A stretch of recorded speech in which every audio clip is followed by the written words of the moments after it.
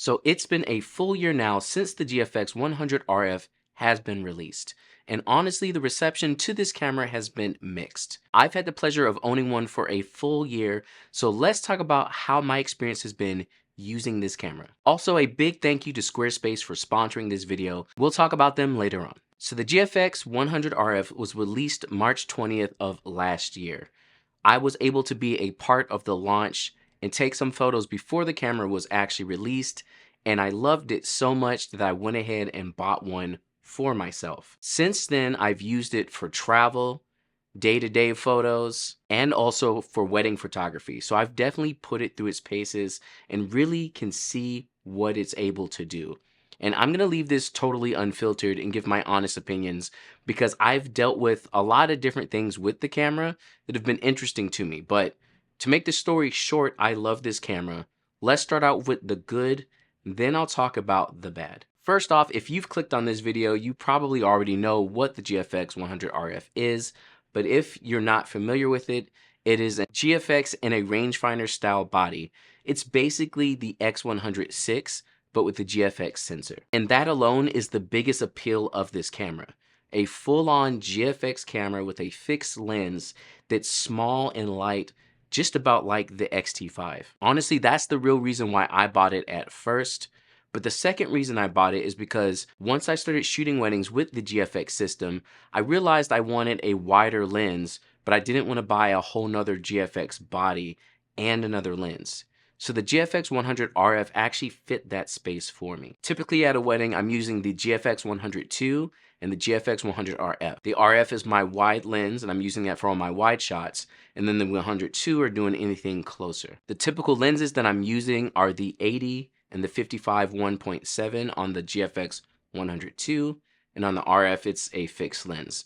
But with that amount of gear, that's all I need for a wedding. But after I purchased the GFX 100 RF, I absolutely fell in love with it just for taking photos for anything, honestly. And that's really the first main good about this camera. It's basically the X106 on steroids. If you're familiar with the X100 series, or you've used one before, you know how fun those cameras are to use and how amazing the results are. Now imagine that with 102 megapixels and a camera that's only a little bit larger, and it's just absolutely mind-blowing. The look of the camera is absolutely amazing. I got mine in silver, and I even paired it with the small rig grip, which gives it a cool kind of retro feel. I cannot tell you how many times people think that I'm shooting film when they see my camera. At weddings, pretty much like every wedding, I'm getting some kind of comment where people are like, whoa, film? and I have to be like, no, it's digital. And then they literally are like looking at me like, there's no way, bro. Do you see that camera? But I love it. I absolutely love the way it looks. I actually made a video about the setup that I have for my 100 RF, which you can check out right up above and in the description below. But this setup gives me everything I want when I'm traveling, and I still use the grip for my weddings as well. The second thing I love about this camera is the crop lever and also the aspect ratio dial thing. I absolutely love being able to compose my shots in the camera, and that lever makes a huge difference. I've talked about this before when I use my X-T5 for travel, but I do the same thing on the X-T5. I set a button so that I can zoom in on the photo, but with the GFX system, because you're working with 102 megapixels, I can crop in 4 times and get so many different variations on my photos. Again, when you're doing something like travel, this makes a huge difference because you get that reach you need for your photos, and you can still crop in them. And if you're shooting in RAW, you still have the full photo, even though you're cropping inside your viewfinder. And for me, this made a huge difference. Recently, I traveled to Japan with the 100 RF, and I shot everything in that like 21:9 or whatever that aspect ratio is. I absolutely loved shooting like that, and I had so many photos that I used that aspect ratio for. And again, being able to crop in camera as well is a huge, I could go on forever. It is so fun to use this camera because of the crop and also the aspect ratios. The third thing I really like about the camera, which we all already know, is the image quality. Again, I've been using this for full-on weddings, and the photos just come out amazing every time. Again, pairing it up with its bigger brother, the GFX 102, and it covers my weddings beautifully. Everything about the photos come out extremely well.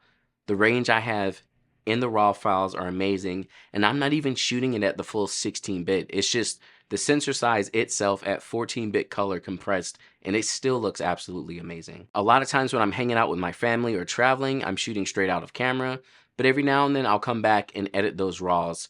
But when I'm editing the raws, everything looks exactly how I want it to, and I love it for weddings. Honestly, I have a hard time pulling myself away from using the GFX system for weddings because honestly, it's really not made for weddings. But if you're looking to get into more of a documentary style, a street photography style for your weddings, the GFX100 RF is going to be that camera. And honestly, like, just to be real with you all, I almost want to try to shoot a whole wedding on that camera alone and see what kind of results I can get. That's how much I love the image quality, and also, like I said before, the crop lever and just the overall usability of this camera. And the biggest elephant in the room, which I will include in my goods section, is the f4 on that lens. That was probably the biggest thing that broke the internet when Fujifilm first announced this camera. The fact that it was f4, so many people were like, oh, why would they do that? I couldn't do it. But at the end of the day, they needed to keep that lens small. f4 works. You could still get some decent bokeh on your photos, and also the low light performance is really good. I ride my ISO all the time, especially if I'm shooting just for like personal use, and I'm getting very good looking photos even at higher ISOs. So I don't mind using it at all. And like, yeah, okay, it's grainy, but like the way that I shoot, especially when I'm shooting JPEG just for myself, like I love the way it looks overall, and the grain really isn't that annoying. So while yes, I'll be honest, if it was f2.8, that would be absolutely amazing, but I can deal with the f4 and it works out for me. Again, I use this on weddings and it's been great. Honestly, the fact that it's at f4, I know that my shots are going to be sharp no matter what I'm doing half the time, and I rarely stop down. Now, if you want to see more of my thoughts on the GFX100 RF as well, aside from this video, I actually have a blog post on it on my website that I built with this video sponsor, Squarespace. Squarespace is an online platform that will help you quickly and easily build a website. And when I say it's easy, y'all, it is amazing to use. I recently have been updating my website and going through and really like tweaking all the settings. And I just love how quickly I can differentiate my website from anyone else's websites, even though Squarespace has absolutely amazing templates. As a business owner, having a website is extremely important, and as someone who's been using it for over 10 years with their business, I highly recommend it. And aside from how easy it is to use, they have so many amazing built-in features that will help you make an amazing website. One thing that a lot of people don't talk about is they actually have email campaigns built into Squarespace. So if you're looking to make an email list and email back all of your clients, or have people sign up for a newsletter, you can do this directly inside of Squarespace. Add on to that, if you want to do courses, you can do that inside of Squarespace. If you want to sell physical or digital products, you can do that inside of Squarespace. If you offer services, you can sell that within Squarespace as well. So there's a lot of options for business owners, especially photographers like yourself. So if you're looking to make a website, definitely check out the link in the description below for 10% off of your first website or domain. I highly recommend it. Now, let's get to the part that everyone wants to talk about. I'm sure you were waiting for it. You probably skipped the whole video just to get here. But let's talk about the bad part of the GFX100 RF. Now, clearly the first one is a pro and a con, but the f4 on the lens. Again, I understand why they had to go f4. Physically, it just made sense to keep that lens small, but it does affect a little bit of the low light performance. Now, as a wedding photographer, I've been in some of the worst low light areas, and I can tell you that the GFX 100 RF does struggle a little bit when it comes to autofocus in lower light. I've had my camera hunt a lot during reception time, and I miss a fair amount of photos, but it's not a huge problem. But it is something to keep in mind. And this, again, is from real life personal experience. I'm talking out of like 25 photos or so, I'm hitting 10 to 15, give or take. But keep in mind, this is talking about reception. So people are like dancing and moving a lot. So just keep that in mind. While it is hunting in continuous autofocus during reception, just please keep that in mind. This is like dark reception, people dancing, moving all over the place. Other than that, I have had no autofocus issues at all. But I'm sure if it wasn't f4, that would help out a little bit, which is why, again, this camera's not for weddings. It really isn't. If you're using this for anything else that's not going to be dark, like concerts, events, or weddings, you're going to have an amazing time with it. There's also a couple of different things that I ran into recently, which I've never had happen before, so they're going on my cons list. The first one is I've already had one repair on this camera, which I was very surprised by. I'm not sure what happened, but basically, after a while of using it, almost a full year, I go to a wedding, right? Taking photos with the groomsmen, everything's going great, and thank God this was like before the wedding and everything was very chill. So I'm taking photos with the groom and the groomsmen, and the shutters chip, chip, chip, and it would just click in and stop, and it would stay closed. And so I would hit the shutter button and it would take photos, but it was just taking like blank black photos. And so this happened. And as a Fujifilm user, you all know the first thing you're going to do, turn the camera off, turn it back on. I did that. It worked again. Snap, snap, snap. Same thing. Closed up. Okay. When I viewed the photo, it would open back up again and then snap a couple more and close. Take the battery out, put it back in. This happens so much that I have to go to a backup XT5 during this wedding day. And I sent to them for the repair, and they repaired the whole top area, I guess. Now, I'm not sure why this happened. It sounded like my camera hit something, but I know personally, even with all the weddings I've done, I've not bumped my camera like that. So I don't know if the leaf shutter is like super sensitive or not, but I was kind of surprised that I've already had my first repair, a fairly major one too, because like I couldn't take photos. So I'm not sure what that is, but this is part of my experience with that camera. Also, the other thing I ran into at a wedding again, and see, this is why if y'all want any reviews, go find wedding photographers. Photographers who go out and do travel and stuff, they're not going to find these little weird things. Weddings, work your camera to the bone.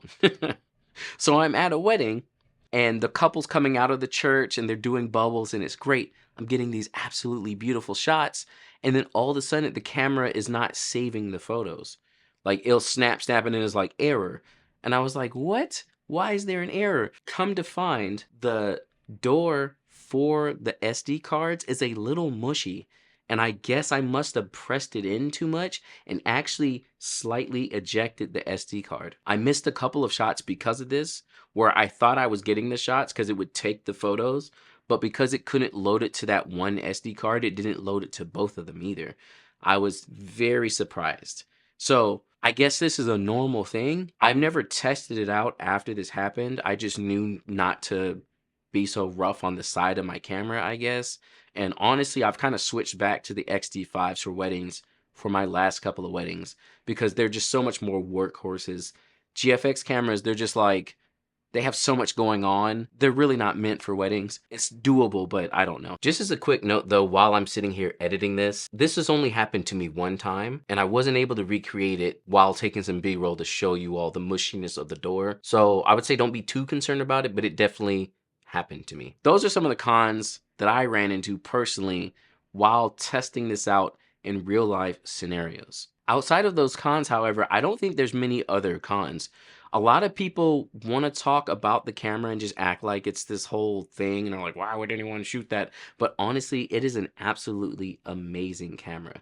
Which comes down to the end of it, who is this camera for? Now, clearly you first off have to have the budget for it. But aside from that, I think this is the photography enthusiast camera. Anyone who loves day-to-day photography, maybe some client work, something that's a little bit low-key, travel, landscape, any type of street photography, photographers doing that type of work, this camera is absolutely perfect for it. It looks great. It's low profile. You can still crop into your photos in camera. It has a very specific look to it, and you still have great video as well. Yes, you don't have IBIS, but if you need to do a little bit of video work, it can really just overall get you great content. And that's what I like about this camera. Like, honestly, anyone doing travel, landscape, and street photography, I would probably highly recommend it. There are some types of shots you're not going to get, but as an overall package, I love this camera so much. Wedding photographers, it's a toss-up. You really have to have the budget for it. I'm still going to be using mine for weddings even after those issues I've had with it. It is such an amazing camera. The quality looks great. The autofocus is on all the time until it gets super dark, and I've had a great experience with it. And honestly, I'm curious what you all think about the GFX 100 RF. If y'all could leave that in the comments below for me. I want to know if you own one yourself, if you're thinking about getting one, or if you think it's a joke of a camera. Because honestly, I love hearing what everyone else thinks about the camera. And if you want to see more on the camera, here's my playlist all about the GFX 100 RF, all the different shoots I did, and the videos I made when this thing first came out. I hope this was helpful for you all, and I'll catch you all next time.